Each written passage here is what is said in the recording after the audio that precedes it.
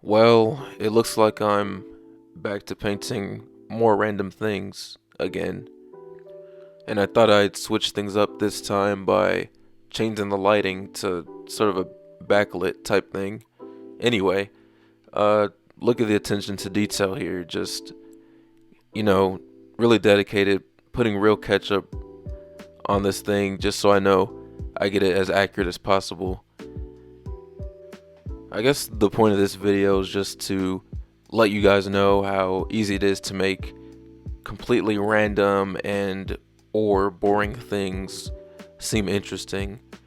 And it's actually not as easy as you may think. It's not even as simple as just putting objects in front of you and painting what you see. I mean, that's literally what I just did, but all I'm trying to say here is that it's more complicated than you think. Setting the objects up in front of you is an art form in itself, and it's not as easy as, oh, I'll put this here and this here. It's more like, how do I frame it within the canvas? How do I make sure it's balanced? How do I make sure there's movement? And to be quite honest with you, it's kind of hard with something like this where there's only two subjects, but at least in this, it's kind of, there's a little bit of a story to it, I guess. I mean, sure, it's just a hot dog and a root beer, but I mean, you can kind of imagine yourself going from one object to the other because it's like, oh, I might eat the hot dog, but I might drink the root. I don't know where I'm going with this. The point is, it takes more than just putting a couple things in front of you and painting them. There's a whole, your mind has to be on art mode throughout the whole process, is all I'm saying.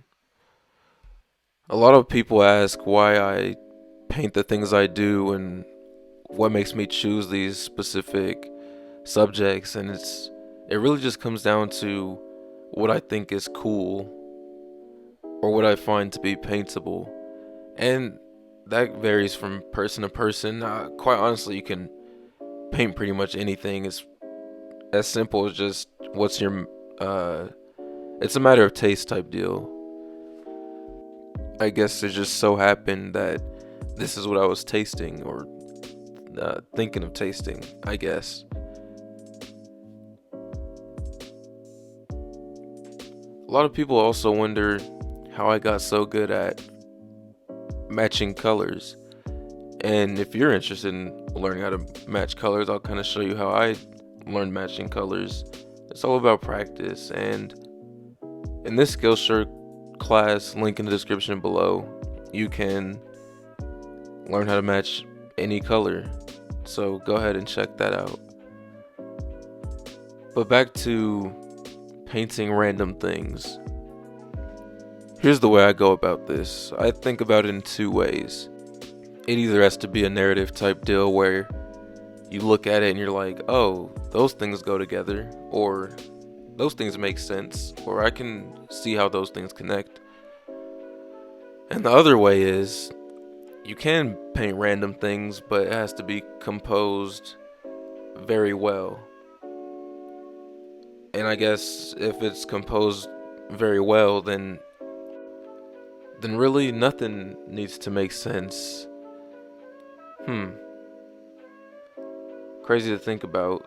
You could really have random subjects all across your canvas, and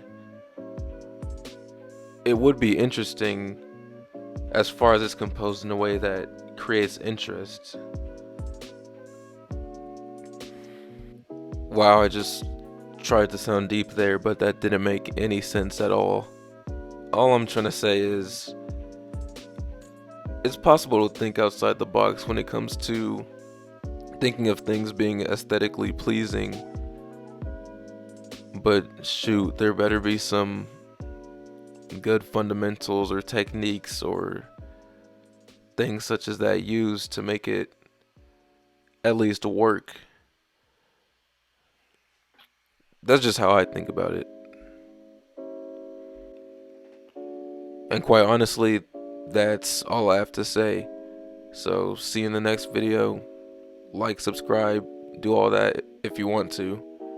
And Yeah, thanks for watching.